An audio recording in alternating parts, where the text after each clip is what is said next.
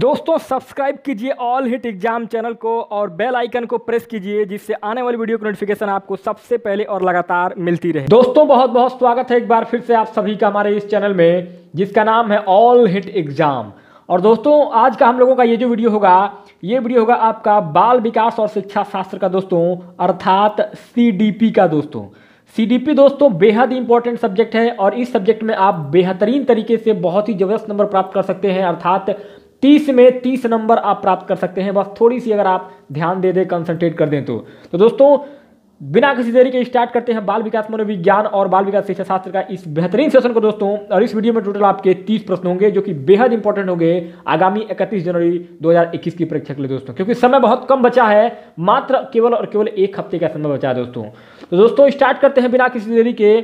पहला प्रश्न आपके स्क्रीन पर कह रहा है बाल विकास और शिक्षा शास्त्र में शिक्षण और अधिक प्रभावी हो सकता है यदि। फर्स्ट ऑप्शन है छात्रों को स्वयं कार्य करने की स्वायत्तता व नियंत्रण दिया जाए। सेकंड ऑप्शन है छात्र अधिगम शिक्षक द्वारा निर्देशित एवं नियंत्रित हों। थर्ड, शिक्षक तथ्यों की व्याख्या करने में केंद्रीय भूमिका निभाए। और फोर्थ ऑप्शन है शिक्षक अधिगम को निर्देशित करे। तो दोस्तों पहले नंबर के प्रश्न आपका ऑप्शन नंबर पहला जो है बिल्कुल राइट आंसर हो जाएगा। क्यों होगा दोस्तों? क्योंकि शिक्षण और अधिक प्रभावी हो सकता है यदि छात्रों को स्वयं कार्य करने की स्वायत्तता और नियंत्रण दिया जाए दोस्तों। क्योंकि दोस्तों अगर हम छात्रों को ज़्यादा से ज़्यादा खुद काम करके सीखने का मौका देंगे तो वो लाइव एक्सपीरियंस उनको बहुत ही ज़्यादा प्रभावी बना सकता है। और शिक्षण जो चीज़ें बच्चा स्वयं करके सीखता है, खुद करके सीखता है, वो चीज़ें बहुत लंबे समय तक उसके दिमाग में बसी रहती हैं, बैठ जाती हैं और वो चीज़ें बहुत ही प्रभावी होती है दोस्तों। तो ऑप्शन नंबर आपका फर्स्ट यहाँ पर राइट आंसर हो जाएगा। नेक्स्ट आपका दूसरा प्रश्न कह रहा है कि शिक्षण प्रभावी हो जाता है यदि। फर्स्ट ऑप्शन है कक्षा कक्ष में प्रत्यक्ष अनुदेशन को प्रयोग में लाया जाए। सेकंड ऑप्शन है कक्षा कक्ष में शिक्षक निर्देशित विधियों का उपयोग किया जाए। थर्ड ऑप्शन दोनों शिक्षक निर्देशित विधियां एवं प्रत्यक्ष अनुदेशन काम में लिया जाए। और फोर्थ ऑप्शन है छात्र केंद्रित अनुदेशन और अंतःक्रियात्मक विधियों का उपयोग किया जाए। तो दोस्तों सेकंड नंबर के क्वेश्चन में आपका ऑप्शन नंबर 4 यहां पर बिल्कुल राइट आंसर हो जाएगा। क्यों होगा दोस्तों? क्योंकि शिक्षण प्रभावी हो जाता है यदि छात्र केंद्रित अनुदेशन और अंतःक्रियात्मक विधियों का उपयोग किया जाए दोस्तों। अर्थात छात्र केंद्रित मतलब क्या है कि बाल केंद्रित दोस्तों। अगर हम कोई भी काम करते हैं, कोई भी पढ़ाई करते हैं, कोई भी चीज़ें अगर करते हैं, अगर बच्चे को ध्यान में रख करके, बच्चे को केंद्र मान करके हम अगर वो पढ़ाई करवा रहे हैं, बच्चे की वो ज्ञान दे रहे हैं, तो वो चीज़ें बच्चे के दिमाग में तब जाके बेहतर तरीके से बैठती है जब हम उसमें बच्चे को केंद्रित मान करके पढ़ाएं। तो ऑप्शन में दोस्तों यहाँ पर आपका 4 राइट आंसर हो जाएगा। नेक्स्ट आपका तीसरा प्रश्न कर रहा है कि एक उत्तम कक्षा कक्ष शिक्षक।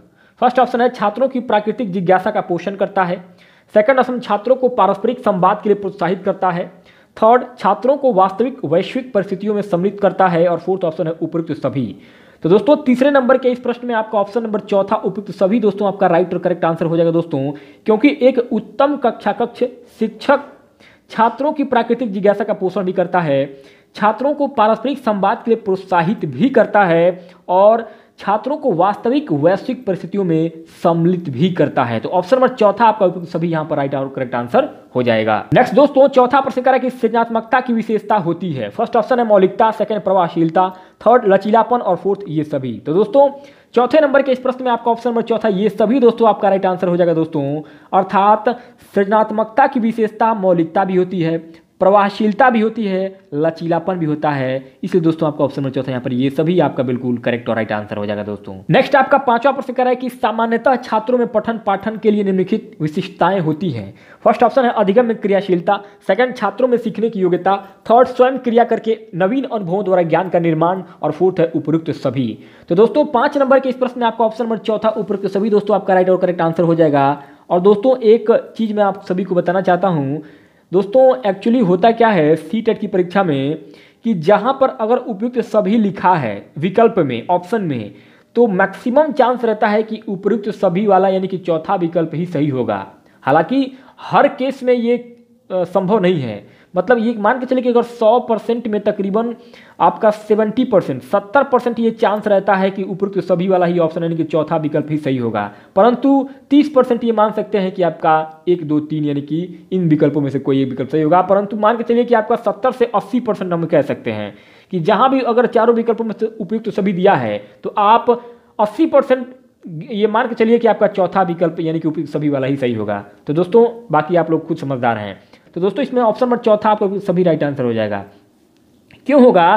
क्योंकि दोस्तों सामान्यतः छात्रों में पठन पाठन के लिए अधिगम में क्रियाशीलता, छात्रों में सीखने की योग्यता, और तीसरा स्वयं क्रिया करके नवीन अनुभवों द्वारा ज्ञान का निर्माण, ये सभी होता है दोस्तों पठन पाठन में छात्रों की विशेषताओं में। तो ऑप्शन आपका चौथा पर ऊपर तो सभी आपका राइट आंसर हो जाएगा। नेक्स्ट आपका छठवां प्रश्न कह रहा है कि एक मंद गति से सीखने वाले बालक को जरूरत होती है। फर्स्ट ऑप्शन है अतिरिक्त सहायता की, सेकंड विशेष सहायता की, थर्ड किसी सहायता की नहीं, और फोर्थ कुछ सहायता की। तो दोस्तों 6 नंबर के प्रश्न में आपका ऑप्शन नंबर पहला यहाँ पर राइट आंसर हो जाएगा, अतिरिक्त सहायता की दोस्तों। क्योंकि अगर बच्चा मंद गति से सीखने वाला है यानी कि वह धीमे धीमे सीखता है तो उसको थोड़ा सा एक्स्ट्रा एफर्ट लगाने की जरूरत है, यानी कि थोड़ा सा उसको अतिरिक्त सहायता देने की जरूरत है। तो ऑप्शन में आपका पहला यहाँ पर राइट आंसर हो जाएगा। नेक्स्ट आपका 7वां प्रश्न कह रहा है कि आपके द्वारा पूछे गए प्रश्न का विद्यार्थी गलत उत्तर देता है तो आप, फर्स्ट ऑप्शन है दूसरा प्रश्न पूछेंगे जिससे विद्यार्थी स्वयं महसूस करे कि उत्तर गलत था, सेकंड उसे बताएंगे कि उसका उत्तर गलत क्यों था, थर्ड किसी दूसरे विद्यार्थी को उत्तर देने के लिए कहेंगे, और फोर्थ ऑप्शन है सही उत्तर बताएंगे। तो दोस्तों 7 नंबर के प्रश्न आपका ऑप्शन नंबर पहला जो है आपका बिल्कुल राइट आंसर हो जाएगा, अर्थात दूसरा प्रश्न पूछेंगे जिससे विद्यार्थी स्वयं महसूस करे कि उसका उत्तर गलत था दोस्तों। तो ऑप्शन में आपका पहला यहाँ पर राइट आंसर हो जाएगा। नेक्स्ट आपका 8वां प्रश्न कह रहा है कि शिक्षण को निम्न प्रकार से परिभाषित किया जाता है। फर्स्ट ऑप्शन है अधिगम का सरलीकरण, सेकंड शिक्षकों द्वारा ज्ञान का स्थानांतरण तथा छात्र द्वारा ज्ञान को ग्रहण करना, थर्ड पाठ्यपुस्तकों को पढ़ना, और फोर्थ शिक्षकों द्वारा ज्ञान का स्थानांतरण। तो दोस्तों 8 नंबर के इस प्रश्न में आपका ऑप्शन नंबर पहला जो है अधिगम का सरलीकरण बिल्कुल राइट और करेक्ट आंसर हो जाएगा दोस्तों। क्योंकि शिक्षण को अधिगम के सरलीकरण के माध्यम से अधिक तरीके से परिभाषित किया जाता है दोस्तों। तो ऑप्शन नंबर आपका पहला यहाँ पर बिल्कुल राइट और करेक्ट आंसर हो जाएगा।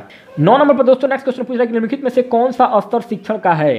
फर्स्ट ऑप्शन है परावर्तक का, सेकंड अंतःक्रियात्मक, थर्ड प्रक्षेपण, और फोर्थ संकरित। तो दोस्तों 9 नंबर के इस प्रश्न में आपका ऑप्शन में पहला परावर्तक आपका बिल्कुल राइट और करेक्ट आंसर हो जाएगा दोस्तों। अर्थात परावर्तक स्तर जो है वो शिक्षण का दोस्तों होता है दोस्तों।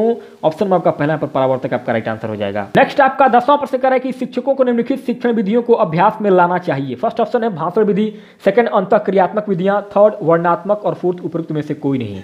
तो दोस्तों 10 नंबर के इस प्रश्न में आपका ऑप्शन नंबर सेकंड अंतःक्रियात्मक विधियां बिल्कुल राइट और करेक्ट आंसर हो जाएगा दोस्तों। अर्थात शिक्षकों को शिक्षण विधियों को अभ्यास में लाने के लिए अंतःक्रियात्मक विधियों का इस्तेमाल करना चाहिए, इसलिए आपका ऑप्शन नंबर सेकंड यहाँ पर राइट और करेक्ट आंसर हो जाएगा। नेक्स्ट आपका 11वां प्रश्न कर रहा है कि विद्यार्थियों को दिए जाने वाले परामर्श की सर्वाधिक उपयोगिता यह है कि, फर्स्ट ऑप्शन है इससे उनका ज्ञान बढ़ता है, सेकंड उनका कौशल बढ़ता है, थर्ड उनमें आत्मविश्वास की अभिवृद्धि होती है, और फोर्थ है वे दुनियादारी में सफल बन जाते हैं। तो दोस्तों 11 नंबर के प्रश्न में आपका ऑप्शन नंबर तीसरा यहाँ पर उनमें आत्मविश्वास की अभिवृद्धि होती है दोस्तों, राइट और करेक्ट आंसर हो जाएगा। अर्थात विद्यार्थियों को दिए जाने वाले परामर्श की सर्वाधिक उपयोगिता यह होता है कि उनके अंदर कॉन्फिडेंस बढ़ जाता है, उनका कॉन्फिडेंस लेवल हाई हो जाता है, उनके आत्मविश्वास की अभिवृद्धि होती है। तो ऑप्शन में आपका तीसरा यहाँ पर राइट आंसर हो जाएगा। नेक्स्ट आपका 12वां प्रश्न कर रहा है कि बहुग्रेड अध्यापन वह है जिसमें, फर्स्ट ऑप्शन है एक विद्यार्थी एक ही समय में एक से अधिक कक्षाएं उत्तीर्ण कर सकता है, सेकंड एक अध्यापक को एक ही समय में एक से अधिक कक्षाओं के बच्चों को पढ़ाना पड़ता है, थर्ड कक्षावार अध्यापन का कोई अर्थ नहीं है, और फोर्थ उपयुक्त सभी। तो दोस्तों 12 नंबर के इस प्रश्न में आपका ऑप्शन नंबर सेकंड जो है बिल्कुल राइट और करेक्ट आंसर हो जाएगा। अर्थात बहुग्रेड अध्यापन वह है जिसमें एक अध्यापक को एक ही समय में एक से अधिक कक्षाओं के बच्चों को सेम टाइम में पढ़ाना होता है दोस्तों। तो ऑप्शन नंबर आपका सेकंड यहाँ पर राइट और करेक्ट ऑप्शन हो जाएगा। तो आप लोग समझ पा रहे होंगे कि बहुग्रेड अध्यापन क्या होता है। नेक्स्ट आपका 13वां प्रश्न कह रहा है कि शिक्षकों की भूमिका है। फर्स्ट ऑप्शन है ज्ञान का संप्रेषण करना, सेकंड छात्रों को अनुशासन में रखना, थर्ड छात्र केंद्रित क्रिया आधारित अंतःक्रियात्मक अधिगम का सृजन करना, और फोर्थ उपयुक्त सभी। तो दोस्तों 13 नंबर के इस प्रश्न में ऑप्शन नंबर थर्ड दोस्तों आपका यहाँ पर बिल्कुल राइट और करेक्ट आंसर हो जाएगा। अर्थात शिक्षकों की भूमिका छात्र केंद्रित क्रिया आधारित अंतःक्रियात्मक अधिगम का सृजन करना होता है दोस्तों। तो ऑप्शन नंबर थर्ड आपका यहाँ पर बिल्कुल राइट और करेक्ट आंसर हो जाएगा। नेक्स्ट आपका 14वां प्रश्न है कि पठन पाठन में शिक्षकों को क्या करना चाहिए। फर्स्ट ऑप्शन है ज्ञान का मौखिक स्थानांतरण, सेकंड जिज्ञासु प्रवृत्ति का प्रोत्साहन, थर्ड कक्ष में पाठ्य पुस्तक द्वारा शिक्षण, और फोर्थ उपयुक्त में से कोई नहीं। तो दोस्तों 14 नंबर के इस प्रश्न में आपका ऑप्शन नंबर सेकंड जो है जिज्ञासु प्रवृत्ति का प्रोत्साहन बिल्कुल राइट और करेक्ट आंसर हो जाएगा। अर्थात पठन पाठन में शिक्षकों को बच्चों को जिज्ञासु बनाना चाहिए। तो जिज्ञासु प्रवृत्ति का प्रोत्साहन करना ही दोस्तों शिक्षकों को बेहतर जो है एक शिक्षण प्रक्रिया की ओर अग्रसर करता है। तो ऑप्शन नंबर आपका सेकंड यहाँ पर जिज्ञासु प्रवृत्ति का प्रोत्साहन राइट आंसर हो जाएगा। नेक्स्ट आपका 15वां प्रश्न करें कि एक प्रतिभाशाली बालक की आप मदद कर सकते हैं। फर्स्ट ऑप्शन है उस पर अधिक ध्यान देकर, सेकंड उसे अधिक पुस्तकें देकर, थर्ड उसे अधिक समय देकर, और फोर्थ उसे संवर्धित अधिगम अनुभव देकर। तो दोस्तों 15 नंबर के इस प्रश्न में आपका ऑप्शन नंबर चौथा जो है उसे संवर्धित अधिगम अनुभव देकर आपका बिल्कुल राइट और करेक्ट आंसर हो जाएगा।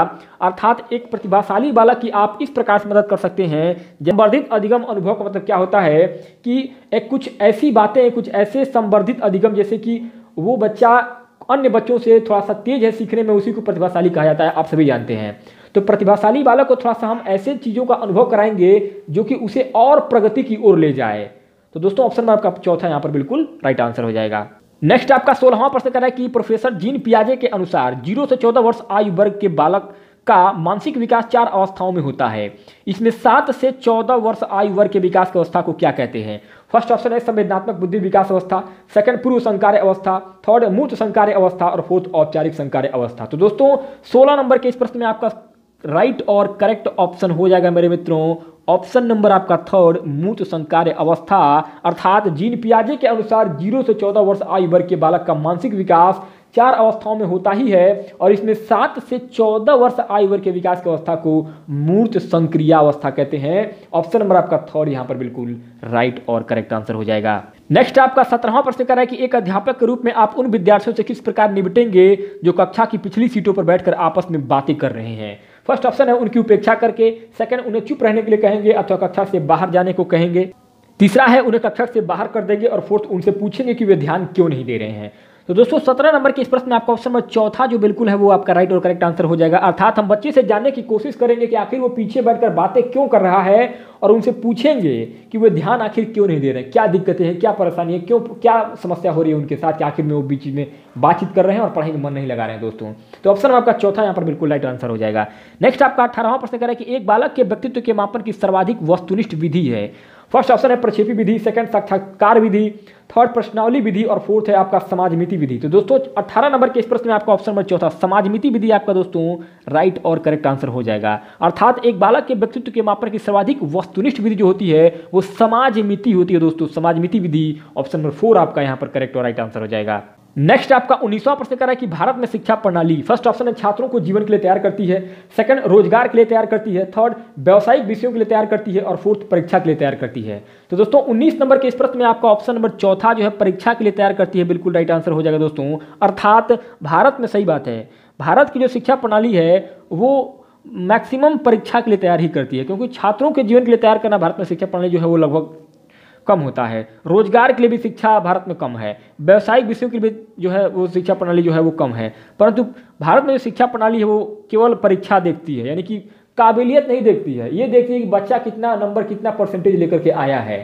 तो ऑप्शन नंबर आपका यहाँ पर चौथा राइट आंसर हो जाएगा। नेक्स्ट आपका 20वां प्रश्न कर रहा है कि कक्षा का एक शरारती बालक अन्य छात्रों को परेशान करता है, एक अध्यापक को उसकी समस्या का कारण जानने हेतु किस विधि का प्रयोग करना चाहिए? फर्स्ट ऑप्शन है सर्वेक्षण विधि, सेकंड वैयक्तिक अध्ययन विधि, थर्ड प्रायोगिक विधि और फोर्थ है पर्यवेक्षण विधि। तो दोस्तों 20 नंबर के इस प्रश्न में आपका ऑप्शन नंबर दूसरा यहाँ पर वैयक्तिक अध्ययन विधि आपका बिल्कुल राइट आंसर हो जाएगा। दोस्तों क्योंकि कक्षा का एक शरारती बालक अन्य छात्रों को परेशान करता है, एक अध्यापक को उसकी समस्या का कारण जानने के लिए उसके व्यक्तिगत अध्ययन को हम करेंगे कि आखिर बच्चा वो क्यों इतना शरारती हो रहा है, क्यों परेशान कर रहा है बाकी बच्चों को। तो ऑप्शन में आपका सेकंड यहाँ पर बिल्कुल वैयक्तिक अध्ययन विधि राइट आंसर हो जाएगा।